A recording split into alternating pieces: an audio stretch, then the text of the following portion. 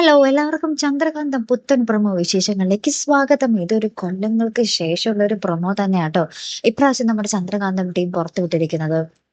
എത്രയും പെട്ടെന്ന് ചന്ദ്രകാന്തം അവസാനിപ്പിക്കേണ്ട ശ്രമത്തിലാട്ടോ നമ്മുടെ അണിയറ പ്രവർത്തകർ എന്നുള്ള ഒരു സൂചന തന്നെയാട്ടോ ഇന്നത്തെ ഒരു പ്രൊമോ. വേറൊന്നുമല്ല, നമ്മുടെ കുറെ കൊല്ലങ്ങൾക്ക് ശേഷം നമ്മുടെ നന്ദയുടെ വയറ്റിലുള്ള ഒരു കുഞ്ഞുണ്ടാകുമല്ലോ, ആ കുഞ്ഞ് നമ്മുടെ ഗൗരി ജനിക്കുകയാണ്. ഗൗരിക്ക് എനിക്ക് തോന്നുന്നു ഒരു 7-8 വയസ്സൊക്കെ കാണും നമ്മുടെ ഗൗരി. അത്രയും പ്രായത്തിലായി നമ്മുടെ ഗൗരി.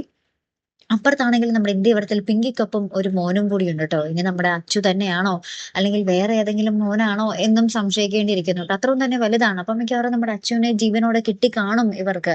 അങ്ങനെ നമ്മുടെ പിങ്കി നമ്മുടെ അച്ചുവിനെ വളർത്തി വലുതാക്കിയതായിരിക്കാം കേട്ടോ.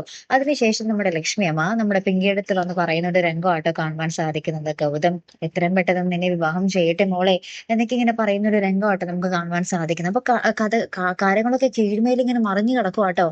അത് ഏറ്റവും അവസാനം നമ്മുടെ നന്ദ താമസിക്കുന്ന സ്ഥലത്തേക്ക് ഒരാൾ വരുന്നുണ്ട്. അയാളെ കണ്ട് നമ്മുടെ നന്ദ ആകെപ്പാടെ ഞെട്ടി നിൽക്കുന്നുണ്ട്.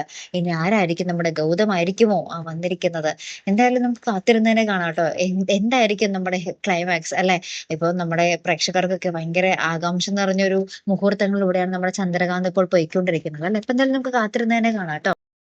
അപ്പൊ ഇതുപോലെ പ്രൊമോ റിവ്യൂസിനും എപ്പിസോഡ് റിവ്യൂസിനും ഒക്കെ നിങ്ങൾ മറക്കാതെ ചാനൽ സബ്സ്ക്രൈബ് ചെയ്യുക.